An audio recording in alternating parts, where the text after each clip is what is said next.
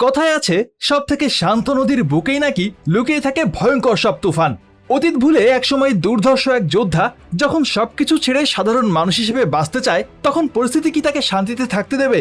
আজকে ঠিক এমন একজনের গল্প শোনাবো আপনাদেরকে, যে তার রক্তমাখা অতীত পেছনে ফেলে খুব শান্তিতে কাটকেটেই জীবন কাটাচ্ছিল, কিন্তু তার এই নীরবতাকেই দুর্বলতা ভেবে বসে শত্রুরা। তার সব থেকে প্রিয় মানুষের গায়ে হাত দিয়ে বসে। তারা জানতো না একটা ঘুমন্ত দানবকে খুঁচিয়ে তারা নিজেদেরই মৃত্যুর পরোয়ানা লিখে ফেলেছে। কিন্তু সে তো সাধারণ কেউ না, সে এমন এক মানুষ যাকে ফায়ারিং স্কোয়াডে দাঁড় করিয়ে হাজারটা গুলি করেও তাকে মারা যায়নি, যার শরীরের প্রত্যেকটা হাড় পৃথিবীর সব থেকে শক্ত ধাতু দিয়ে তৈরি। আর চরম রাগের মুহূর্তেই তার হাত ফুড়ে বেরিয়ে আসে ঝলমলে ধাতব এক থাবা, যা শরীরের প্রতিটা হাড় দুনিয়ার সব থেকে শক্ত। তাকে ভাঙার চেষ্টা করলে ঠিক কি পরিণতি হতে পারে সেটাই দেখবো আজকে। হ্যালো মুভিম্যানের বন্ধুরা, আমাদের আজকের মুভির নাম এক্স-মেন অরিজিন উলভারিন। আর বরাবরের মতো আমি মুভিম্যান আছি আপনাদের সাথে। তো চলুন না দেরি না করে শুরু করা যাক। গল্পের শুরুতেই আমরা দুটো ছোট্ট বাচ্চাকে দেখতে পাই, যাদের একজনের নাম জেমস আর অন্যজনের নাম ছিল ভিক্টর। তারা দুজনই আপন ভাই, কিন্তু ছোট ভাই জেমস একটু বেশি অসুস্থ থাকতো, তাই তার বড় ভাই ভিক্টর সবসময় তার খেয়াল রাখতো। এমন সময় তাদের বাবা ঘরে এসে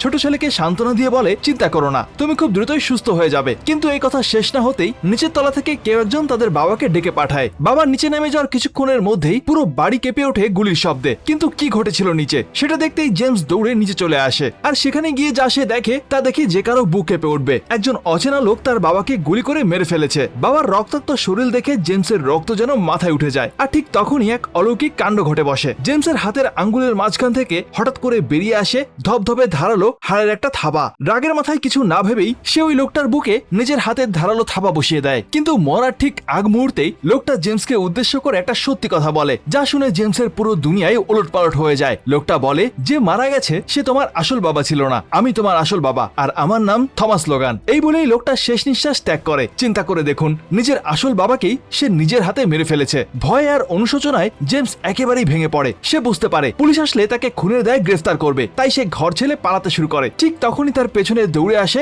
ভাই ভিক্টর। ভিক্টর তাকে থামিয়ে বলে, আমরা দুজনই বাকি পাঁচটা সাধারণ মানুষের মতো না, আমাদের ভেতরে এক অদ্ভুত ক্ষমতা আছে। আর সাধারণ মানুষ যদি আমাদের এই শক্তির কথা জানতে পারে তাহলে তারা আমাদেরকে মেরে ফেলবে। আর তাই এখন থেকে আমাদের একসাথেই থাকতে হবে, এখান থেকে দূরে পালিয়ে যেতে হবে। এরপর এই ছোট্ট দুই ভাই তাদের ঘর বাড়ি ছেড়ে বহু দূরে পাড়ি জমায়। এরপর গল্প এক লাপে অনেকটা সময় এগিয়ে আসে। আমরা দুজনকেই দেখতে পাই তারা দুজনেই এখন প্রাপ্তবয়স্ক যুবক আর এক একজন দুর্ধর্ষ যোদ্ধা। তারা একের পর এক অনেকগুলো যুদ্ধে অংশগ্রহণ করেছে, কিন্তু অবাক করা বিষয় হলো শত্রুর বড় বড় গুলিও তাদের শরীরে কোনো আঁচড়ি কাটতে পারে না, কারণ তারা দুজনেই ছিল মিউট্যান্ট, অর্থাৎ সুপার হিউম্যান ক্ষমতার অধিকারী। আর দ্রুত শরীরের ক্ষত সেরে ওঠার এক আশ্চর্য ক্ষমতার সুযোগ নিয়ে তারা দুজনেই শত্রু সেনাদেরকে ছাড়খাড় করে দেয়। কিন্তু এই দুই ভাই স্বভাবই ছিল একেবারে বিপরীত। ছোট ভাই জেমস লোগান নীতি নৈতিকতা মেনে চলতো। সে কখনো কোনো নিরপরাধ বা নিরস্ত্র মানুষের গায়ে হাত তুলতো না, বরং সাধারণ মানুষকে সাহায্য করত। অন্যদিকে বড় ভাই ভিক্টর ছিল ঠিক তার উল্টো। পশুর মতো ধারালো নখ থাকা ভিক্টর তার ক্ষমতার অপব্যবহার করতে শুরু করে। রক্তপাত আর মানুষ মারার মধ্যেই সে এক অদ্ভুত আনন্দ পেত। আর একদিন ভিয়েতনাম যুদ্ধের সময় ভিক্টরের এই হিংস্র রূপ চরম সীমায় পৌঁছায়। যুদ্ধের ফাঁকে ভিক্টর এক ভিয়েতনামী নারীকে জোর করে ঘরের ভেতরে নিয়ে যায়। তাদের সিনিয়র অফিসার ভিক্টরকে আটকাতে আসলে রেগে গিয়ে ভিক্টর নিজের সিনিয়র অফিসারকেই নির্মমভাবে মেরেও ফেলে। নিজের অফিসারের মৃত্যু দেখে সেখানে থাকা বাকি সৈনিকরা ভিক্টরের উপর ক্ষেপে যায় আর সবাই মিলে তার উপর আক্রমণ করে। ছোট ভাই লোগান তখন নিজের ভাইকে বাঁচাতে সৈনিকদের সামনে রুখে দাঁড়ায়, কিন্তু সৈনিকরা তাদেরকে চারপাশ থেকে ঘিরে ফেলে আর তাদের দুজনকে একটা শক্ত খুঁটির সাথে বেঁধে ফেলে। নিজেদের কমান্ডিং অফিসারকে খুনের অপরাধে এই দুই ভাইকে ফায়ারিং স্কোয়াডে মৃত্যুদণ্ড দেওয়া হয়। একের পর এক ঝাঁঝরা করে দেওয়া হয় গুলিতে, কিন্তু তারা তো সাধারণ মানুষ না, মিউট্যান্ট, তাই হাজার গুলিতেও তাদের কিছুই হয় না। শেষমেশ ব্যর্থ হয়ে সৈনিকরা তাদেরকে একটা শিকল দিয়ে বেঁধে এক অন্ধকার কুঠুরিতে বন্দী করে রাখে। আর কিছুদিন সেই অন্ধকার রুমে কাটানোর পর তাদের সামনে এসে হাজির হয় ক্যাপ্টেন উইলিয়াম স্ট্রাইকার। ক্যাপ্টেন আগে থেকেই জানতো যে এই দুই ভাইয়ের শরীরে অবিশ্বাস্য সুপার ন্যাচারাল ক্ষমতা আছে। ক্যাপ্টেন তাদেরকে প্রস্তাব দেয়, আমি তোমাদেরকে এই কালকুঠরি থেকে মুক্তি দিতে পারি, কিন্তু বদলে তোমাদেরকে যোগ দিতে হবে আমার এক বিশেষ টিমে, যার নাম টিম এক্স। সেখানে তোমাদের মতোই বিশেষ ক্ষমতার অধিকারী মানুষরা আছে। কালকুঠরিতে পচে মরার থেকে এই প্রস্তাবে রাজি হওয়াটাই তাদের কাছে ভালো মনে হয়, তাই দুই ভাই টিম এক্স এ যোগ দেয়। এরপর এই পুরো টিমকে নাইজেরিয়াতে একটা গোপন মিশনে পাঠানো হয়। আর তখন তারা দেখতে পায় বিমানে বসে থাকা দলের প্রতিটা সদস্যই ছিল এক একজন শক্তিশালী মিউট্যান্ট। তাদের সবারই ছিল আলাদা আলাদা বিভিন্ন রকমের ক্ষমতা। কিছুক্ষণ পরেই তারা মিশনের নির্দিষ্ট জায়গায় এসে পৌঁছায়। সামনে ছিল কড়া নিরাপত্তায় ঘেরা এক বিশাল বিল্ডিং, কিন্তু টিম এক্স এর সদস্যরা নিজেদের ক্ষমতার কেরামতি দেখিয়ে এক এক করে সব নিরাপত্তা কর্মীকে শেষ করে বিল্ডিং এর ভিতর ঢুকে পড়ে। আর ভেতরে গিয়েই তারা ওই বিল্ডিং এর বস একজন নামকরা হীরা পাচারকারীকে ধরে ফেলে। ক্যাপ্টেন তার সামনে গিয়ে দাঁড়ালে সেই পাচারকারী ভয়ে হাত তুলে বলে, তোমাদের যত হীরা লাগে নিয়ে যাও, শুধু আমাকে মেরো না। কিন্তু ক্যাপ্টেন মুচকি এসে বলে, হীরা না, আমাদের চাই এর থেকেও দামি কিছু। এই বলে সে সেখানে থাকা একটা বিশেষ কালো রঙের পাথর তুলে নেয় আর সেই পাচারকারীকে জিজ্ঞেস করে, এই পাথরটা তুমি কোথায় পেয়েছো? পাচারকারী জানায়, এখান থেকে 3 দিনের দূরে একটা ছোট্ট গ্রাম আছে, ওখানকার লোকজনের কাছে এই পাথরটা ছিল। আর এই খবর পাওয়ার পরপরই পুরো টিম এক্স সেই গ্রামে গিয়ে হাজির হয়। তারপর গ্রামে নির্দোষ মানুষদেরকে বন্দী করে ক্যাপ্টেন সেই পাথরটা দেখে একজনকে জিজ্ঞেস করে, এই পাথর তোমরা কোথায় পেয়েছো? লোকটা ভয়ে ভয়ে বলে, এটা একটা পবিত্র পাথর যা আকাশ থেকে নিচে পড়েছিল। ক্যাপ্টেন জানতে চায় ঠিক কোন জায়গায় পড়েছিল, কিন্তু লোকটা তখন বলে সে সেই জায়গার ব্যাপারে কিছুই জানে না। লোকটার কথা শুনে ক্যাপ্টেনের মেজাজ একটু খারাপ হয়ে যায়। সে বিন্দুমাত্র না ভেবেই আদেশ দেয়, গ্রামের সবাইকে মেরে ফেলো। ক্যাপ্টেনের আদেশে টিম এক্স এর সদস্যরা তখন নিরপরাধ গ্রামবাসীদের উপর নির্মম গণহত্যা চালানো শুরু করে। কিন্তু এই ব্যাপারটা লোগান কিছুতেই মেনে নিতে পারে না, কারণ সে জানে এই গ্রামবাসীরা সম্পূর্ণ নির্দোষ। আর তাই সর্বপ্রথম লোগান তার ভাই ভিক্টরকে থামায় আর গ্রামবাসীদেরকে মারতে নিষেধ করে। সে বলে, আমরা নির্দোষ মানুষদেরকে হত্যা করার জন্য এই দলে আসিনি। কিন্তু ভিক্টর তার কথায় কান্না দিয়ে নির্বিচারে হত্যা চালাতে থাকে। লোগান বুঝতে পারে এই হিংস্র দলের কেউই তার কোনো কথা শুনবে না, আর তাই সে তখনই টিম এক্স কে ছেড়ে সেখান থেকে চলে আসে। ভিক্টর তাকে আটকানোর চেষ্টা করলেও লোগান তার কোনো কথাই শোনে না। এর পরে গল্পে দেখা যায় পুরো 6 বছর পরের দৃশ্য। লোগান এখন কানাডার একটা শান্ত পাহাড়ে বসবাস করছে। অতীত পেছনে ফেলে সে এখন পুরোপুরি একজন সাধারণ মানুষ। মারামারি রক্তপাত ছেড়ে দিয়ে সে কাট কেটে জীবন চালায়। আর সবচেয়ে সুন্দর বিষয় হলো সে কায়লা নামের এক শিক্ষিকাকে বিয়ে করে খুব শান্তিতে দিন কাটাচ্ছে। কিন্তু একদিন যখন লোগান কাট কাটছিল, হঠাৎ সেখানে হাজির হয় সেই ক্যাপ্টেন স্ট্রাইকার। ক্যাপ্টেন লোগানকে বলে, তুমি চলে যাওয়ার পর থেকে টিম এক্স ভেঙে গেছে। কিন্তু আসল দুশ্চিন্তার বিষয় হলো কেউ একজন এক এক করে টিম এক্স এর সদস্যদেরকে খুঁজে হত্যা করছে। এর মধ্যে 2 জন মারাও গেছে। লোগান তখন চমকে উঠে তার ভাই ভিক্টরের কথা জিজ্ঞেস করে। ক্যাপ্টেন তখন বলে, চিন্তা করো না, তোমার ভাই নিরাপদে আছে। কিন্তু আমি তোমাকে সতর্ক করতে এসেছি, কারণ সেই ঘাতক তোমাকেও ছাড়বে না। আমি চাই তুমি আবারও টিম এক্স এ ফিরে আসো আর সবাই মিলে সেই শত্রুকে শেষ করে দাও। কিন্তু লোগান সোজা নিষেধ করে দেয়, কারণ সে তার স্ত্রী কায়লাকে নিয়ে অনেক সুখী আর ওই রক্তাক্ত অতীতে সে কোনোভাবেই ফেরত যেতে চায় না। পরের দিন কাট কাটার সময় লোগান বাতাসে এক অদ্ভুত চেনা গন্ধ পায়। সামনে একটা গাছের দিকে তাকাতেই সে দেখে সেখানে কোনো এক পশুর গভীর নখের আঁচড়। লোগান এক মুহূর্তেই বোঝা যায় তার ভাই ভিক্টর এখানে এসেছে। ভিক্টর যেন কায়লার কোনো ক্ষতি করতে না পারে, তাই লোগান পাগলের মতো গাড়ির দিকে দৌড়ে যায়। কিন্তু গাড়িতে গিয়ে সে দেখে কায়লা সেখানে নেই। বনেটের উপর আবার সেই ধারালো নখের দাগ। বনের ভিতরে আরো কিছুটা গভীরে ঢুকতেই লোগানের বুকটা চুরমার হয়ে যায়। সামনে পড়ে আছে কায়লার নিথর আর রক্তাক্ত দেহ। ভিক্টর তাকে মেরে ফেলেছে। স্ত্রীর লাশ বুকে জড়িয়ে লোগান জোরে চিৎকার করে ওঠে। যেই মেয়েটা তাকে ভালোবেসে একটা সুন্দর জীবন দিয়েছিল সে আজ আর নেই। লোগানের বুকের ভেতর তখন জ্বলতে থাকে প্রতিশোধের আগুন। সন্ধ্যা হতেই লোগান সোজা এক বাড়ি গিয়ে হাজির হয় আর সেখানে ভিক্টর বসে মদ খাচ্ছিল। আর ভিক্টরকে দেখেই লোগানের হাত থেকে বেরিয়ে আসে তার সেই হাড়ের থাবা। লোগান গর্জে উঠে বলে, তুই কেন আমার নিষ্পাপ স্ত্রীকে মারলি? কিন্তু ভিক্টরের মুখে কোনো অনুশোচনাই ছিল না। সে তাচ্ছিল্য করে বলে, আমি তো শুধু তোর মনোযোগ আমার দিকে ঘোরাতে চাচ্ছিলাম। 6 বছরে তুই আমাকে একবারও মনে করিসনি, কোনো চিঠি দিসনি। এই কথা শুনে লোগান রাগে অন্ধ হয়ে ভিক্টরের উপর ঝাঁপিয়ে পড়ে আর শুরু হয় 2 ভাইয়ের মধ্যে এক ভয়াবহ লড়াই। কিন্তু বিগত 6 বছর মারামারি থেকে দূরে থাকার কারণে লোগান একটু দুর্বল হয়ে পড়ছিল। আর অন্যদিকে ভিক্টর আগের থেকে অনেক বেশি হিংস্র আর শক্তিশালী হয়েছে। ভিক্টর লোগানকে তুলে আছাড় মারে, তাকে অজ্ঞান করে দেয়। আর সে হাসতে হাসতে লোগানের হাত থেকে বের হওয়া সেই হাড়ের তৈরি থাবাগুলো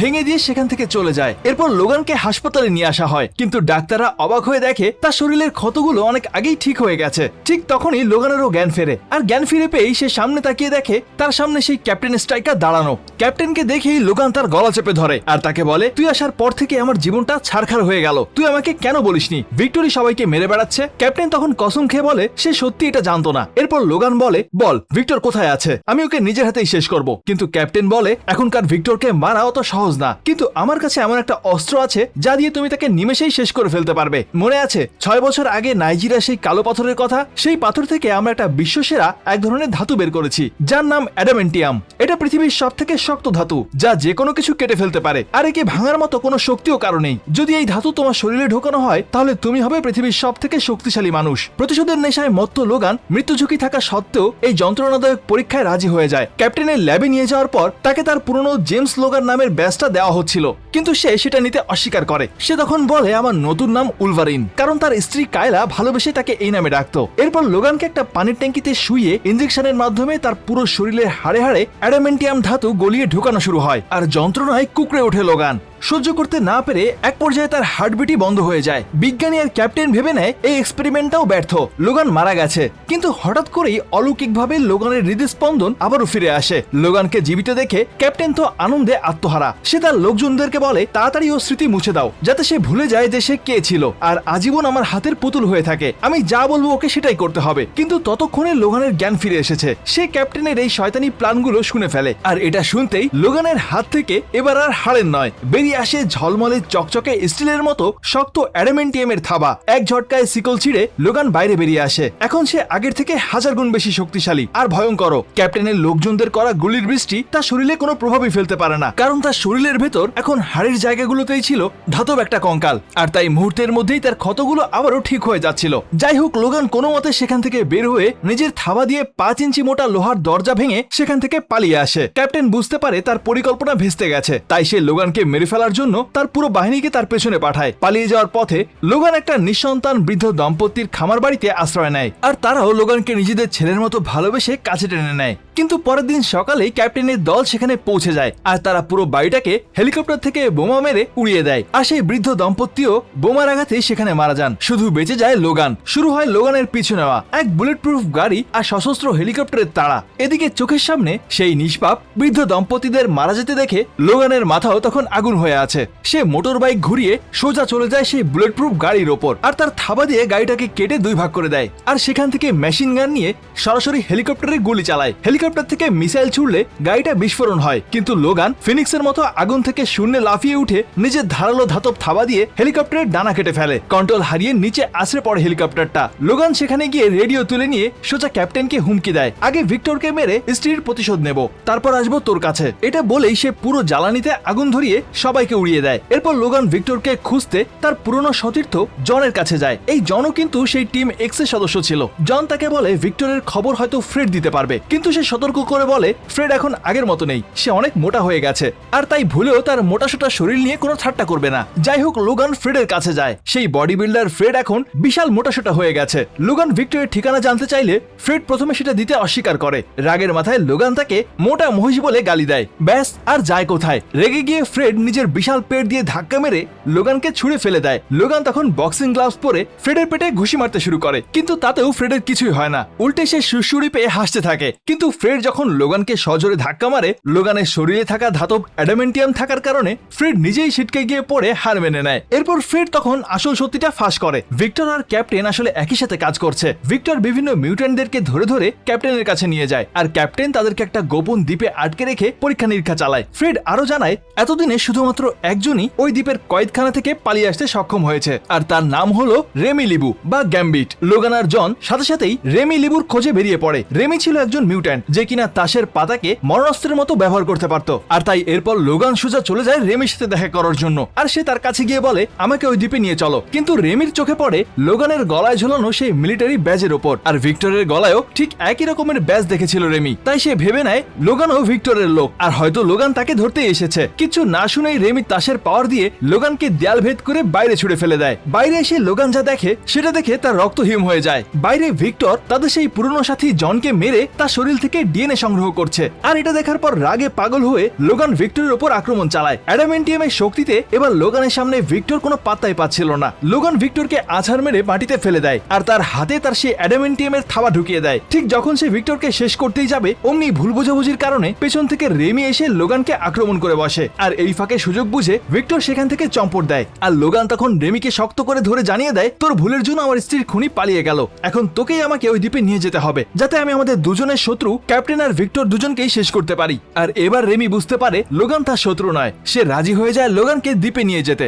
অন্যদিকে তখন আমরা দেখতে পাই ক্যাপ্টেনের সেই গোপন দ্বীপে তার জেনারেল এসে হাজির হয়। ক্যাপ্টেন জেনারেলকে গর্ব করে বলে সে এখন এক্সপেরিমেন্ট নাম্বার 11 বানাচ্ছে, যার নাম ডেডপুল। লোগান ছিল তার 10 নম্বর পরীক্ষা, কিন্তু এই 11 নম্বর মিউট্যান্টের ভেতর তারা নাকি 11 জন আলাদা আলাদা মিউট্যান্টের শক্তি একসাথে করে ঢুকিয়ে দিয়েছে। কিন্তু জেনারেল তাতে বেশ কিছু একটা খুশি হয় না। সে উল্টো ক্যাপ্টেনকে বলে আমার মনে হয় আমাদের এইসব পরীক্ষা নিরীক্ষা বাদ দেওয়া উচিত, কারণ মিউট্যান্টরা সব মানুষদের জন্যই বিপজ্জনক, আর তাই এদেরকে নিয়ে পরীক্ষা নিরীক্ষা না করাই ভালো। আর এছাড়া আমি এটাও জানি তোমার ছেলেও একটা মিউট্যান্ট ছিল। ক্যাপ্টেন তখন বলে হ্যাঁ, আমার ছেলে তার নিজের মাকেই মেরে ফেলেছে, মানে আমার স্ত্রীকে, আর তাই এরপর থেকে আমি ঠিক করেছিলাম আমি এই পৃথিবীর সব মিউট্যান্টদেরকেই শেষ করে দেব। কিন্তু তারপরেও জেনারেল এই পরীক্ষা নিষেধ করে দেয়, আর এটা শুনেই ক্যাপ্টেনের মাথায়ও রাগ হয়ে যায়। সে পাশেই থাকা একটা ধারালো জিনিস দিয়ে তার নিজের জেনারেলকেই মেরে ফেলে। ঠিক এই সময় লোগান এসে সেখানে পৌঁছায় আর ক্যাপ্টেনকে ধরে ফেলে, কিন্তু হঠাৎ করেই তখন লোগানের চোখ যায় আরেক পাশে। কিন্তু সে তার নিজের চোখকেও বিশ্বাস করতে পারছিল না। তার চোখের সামনে দাঁড়িয়ে আছে তার মৃত স্ত্রী কায়লা, পুরোপুরি সুস্থ আর জীবিত। আসলে কায়লা শুরু থেকেই ক্যাপ্টেনের হয়ে কাজ করছিল।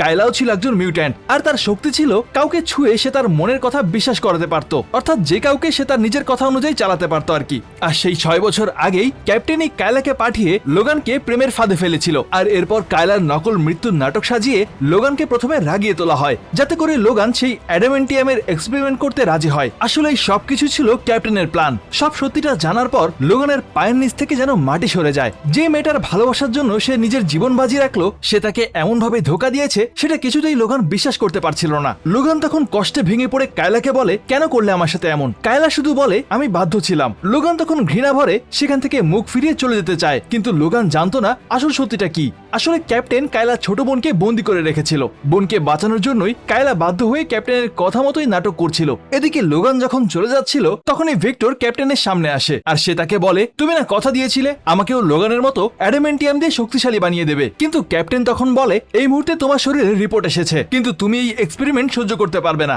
আমি তোমার জন্য অন্য কিছু ভেবে নেব। তখনই কায়লা বলে ওঠে, আমার কাজ শেষ, আমি চলে যাচ্ছি। কিন্তু ক্যাপ্টেন বুঝতে পারে কায়লা লোগানের কাছেই ফিরে যাবে, তাই ক্যাপ্টেন ভিক্টরকে আদেশ দেয় কায়লাকে মেরে ফেলতে। ভিক্টর কায়লাকে শক্ত করে চেপে ধরতেই কায়লা যন্ত্রণায় চিৎকার করে ওঠে। সেই চিৎকার লোগানের কানেও পৌঁছায়। কায়লা বিপদে বুঝতে পেরে লোগান আবারও দৌড়ে সেখানে ফিরে আসে। লোগান আর ভিক্টরের মধ্যে শুরু হয় আরেক রক্তক্ষয়ী যুদ্ধ। কিন্তু এবারে লোগান তো সবার থেকে শক্তিশালী, তাই সে ভিক্টরকে ভালোই মার দেয়। ভিক্টরকে একেবারে শেষ করতেই যাবে, ঠিক তার আগেই লোগান থেমে যায়, কারণ সে বুঝতে পারে আসল অপরাধী ভিক্টর না, সব চালেই শয়তান ক্যাপ্টেনের। আর ঠিক সেই সময় কায়লা সেখানে চলে আসে। সে কান্না ভেজা চোখে লোগানকে বলে, আমি সত্যি তোমাকে ভালোবেসেছি লোগান। ক্যাপ্টেন আমার বোনকে আটকে রেখেছিল, আর তাই আমি যা করেছি বাধ্য হয়ে করেছিলাম, কিন্তু তোমার প্রতি আমার ভালোবাসা কখনো মিথ্যে ছিল না। আর এই কথাগুলো শোনার পর লোগান কায়লাকে আবারও ক্ষমা করে দেয়। এরপর তারা দুজনে গিয়ে সেই কয়েদিদের তালা ভেঙে সব কয়েদি মিউট্যান্টদেরকে মুক্ত করে দেয়। সব মিউট্যান্টরা যখন পালাচ্ছিল তখনই তাদের সামনে এসে পথ রোধ করে দাঁড়ায় ক্যাপ্টেনের সেই সব থেকে ভয়ঙ্কর সৃষ্টি ওয়েপন 11 ওরফে ডেডপুল। আর তার হাত থেকেও বেরিয়ে আসে বিশাল এক ধাতব তলোয়ার। আর আগেই বলেছি এই ডেডপুলের মধ্যে ছিল 11টা মিউট্যান্টের ক্ষমতা। লোগান তখন কায়লার বাকিদেরকে নিরাপদ স্থানে চলে যেতে বলে, আর একাই ডেডপুলের মুখোমুখি হয়। শুরু হয় এক মহাযুদ্ধ। লোগান তাকে আঘাত করলেও ডেডপুলের শরীর কয়েক সেকেন্ডের মধ্যেই ঠিক হয়ে যাচ্ছিল, আর ডেডপুলের ক্ষমতার সামনে এবার লোগানও টিকতে পারছিল না। অন্যদিকে কায়লা যখন সবাইকে নিয়ে পালাচ্ছিল, গার্ডরা গুলি চালাতে শুরু করে। কায়লার বোন তাদের সবার সামনে এসে গুলিগুলো আটকে দেয়, কিন্তু ঠিক তখনই একটা গুলি কায়লার পেটে এসে লাগে। গুরুতর আহত হয়ে কায়লা বোনকে সবাইকে নিয়ে সেখান থেকে পালিয়ে যেতে বলে। এদিকে ডেডপুলের সাথে লোগানের ফাইট পৌঁছে যায় এক বিশাল কুলিং টাওয়ারের চূড়ায়। আমাদের লোগান তো অনেক কষ্ট করে সেই টাওয়ারের উপর উঠেছিল। সে ভাবছিল হয়তো ডেডপুল এখানে পৌঁছতে পারবে না, কিন্তু তার গাল হা করার সুযোগ না দিয়েই ডেডপুল তার টেলিপোর্টেশনের ক্ষমতা বের করে 1 সেকেন্ডে সেখানে পৌঁছে যায়। কিন্তু লোগান যখনই ডেডপুলের উপর আক্রমণ করতে যাবে, সে আবারও গায়েব হয়ে যায়, আর তারপর আবারও সামনে এসে লোগানের উপর আক্রমণ করে, আর সে লোগানকে আছড়ে ফেলে দেয়। যখনই ডেডপুল লোগানকে চিরতরে শেষ করতে যাবে, ঠিক তখনই সেখানে ভিক্টর চলে আসে, আর সে ডেডপুলকে নিচে ছুঁড়ে ফেলে দিয়ে তার ভাইকে বাঁচিয়ে নেয়। কিন্তু আগেই বলেছি ডেডপুলের কাছে তো টেলিপোর্টেশনের ক্ষমতা ছিল, তাই সে আবারও সেখানে চলে আসে। আর এবার দুই ভাই মিলে ডেডপুলের সাথে যুদ্ধ করতে শুরু করে, কিন্তু ডেডপুল একাই দুই ভাইয়ের ঘাম ছুটিয়ে দিচ্ছিল। মারামারির এক পর্যায়ে ভিক্টর ডেডপুলের গলা চেপে ধরে, আর লোগান যখনই তাকে শেষ করতে যাবে, হঠাৎ করে ডেডপুল আবারও টেলিপোর্ট হয়ে সেই টাওয়ারের অন্য পাশে চলে যায়। আর এবার সে তার আরেক অস্ত্র চোখের লেজার দিয়ে তাদের উপর আক্রমণ করে। মারামারি করতে করতেই এক পর্যায়ে ডেডপুল ভিক্টরকে একেবারে শেষ করার জন্য যখনই তার দিকে লেজার ছুটতে যাবে, ঠিক তখনই লোগান পেছন থেকে এসে ডেডপুলের মাথাটাই শরীর থেকে আলাদা করে দেয়। কিন্তু মাথা আলাদা হয়ে যাওয়ার পরেও তার চোখ থেকে লেজার লাইট তখনও বেরোচ্ছিল, আর এর কারণে পুরো টাওয়ারটাই ধ্বংস হয়ে যায়। লোগান আর ভিক্টর নিচে লাফিয়ে পড়ে, কিন্তু তখনই পুরো পাওয়ার প্ল্যান্টের ভেঙে যাওয়ার টুকরোগুলো লোগানের উপরেই পড়তে যাচ্ছিল। কিন্তু ঠিক তখনই রেমি এসে তাকে বাঁচিয়ে নেয়, আর ঠিক তখনই লোগান আবারও কায়লার আওয়াজ শুনতে পায়। সে কায়লার কাছে গিয়ে দেখে কায়লা খুব বাজেভাবে আহত হয়ে আছে। লোগান যখন কায়লাকে তুলে সেখান থেকে চলে যাচ্ছিল, ঠিক তখনই পেছন থেকে ক্যাপ্টেন লোগানের উপর গুলি চালিয়ে বসে।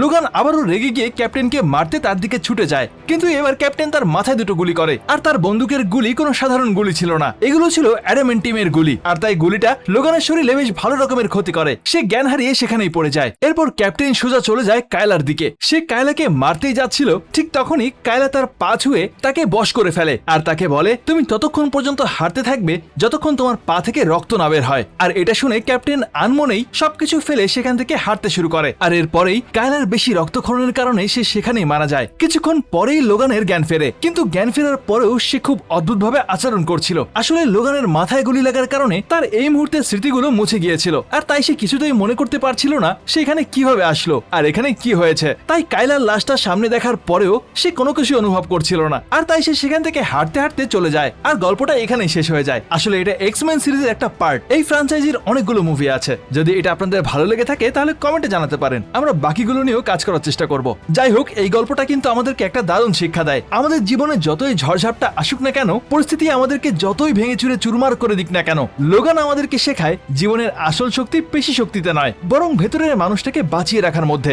লোগানের কাছে অপার ক্ষমতা ছিল, কিন্তু সে কখনো তার ক্ষমতার অপব্যবহার করেনি। কারণ আমাদের ক্ষমতা বা সাফল্য আমাদের পরিচয় নয়, আমরা কোন পথটা বেছে নিচ্ছি সেটাই আমাদের আসল পরিচয় গড়ে তোলে। পাশাপাশি লোগান আমাদেরকে এটাও শেখায় যে রাগ বা প্রতিশোধ কখনোই কোনো কিছুর সমাধান হতে পারে না। শেষ মুহূর্তে সে যেভাবে কায়লা আর তার ভাই ভিক্টরকে ক্ষমা করে দিয়েছিল, সেটা প্রমাণ করে ক্ষমা করার শক্তি প্রতিশোধ নেওয়ার শক্তির থেকেও অনেক বেশি মহান। তাই জীবনে কখনো হুট করে কোনো সিদ্ধান্ত নেবেন না, রাগ কিংবা আবেগের বশে কাছের মানুষদেরকে দূরে ঠেলে দেবেন না। এতটুকুই বলার ছিল। এখন চলে যাচ্ছি সরাসরি আমাদের মুভি ম্যানের ফ্যান সেকশনে। আমাদের আজকে সেরা মন্তব্যকার হিসেবে নির্বাচিত হয়েছেন অর্পণ ভাই। তিনি বলেছিলেন, ভাই তোমার ভিডিও সেই লেগেছে, এরম ভিডিও চাই। আমার নাম অর্পণ। কমেন্ট করার জন্য অনেক ধন্যবাদ ভাই। আর এভাবে আমাদের পাশে থাকার জন্য আপনাদের সবাইকে জানাই অন্তরের অন্তঃস্থল থেকে অসংখ্য ধন্যবাদ। আজকের মতো বিদায় নিচ্ছি, আবারও দেখা হবে নতুন কোনো মুভির গল্প নিয়ে। ততদিন পর্যন্ত সবাই ভালো থাকুন, আর অবশ্যই ভালোকে ভালোবাসুন।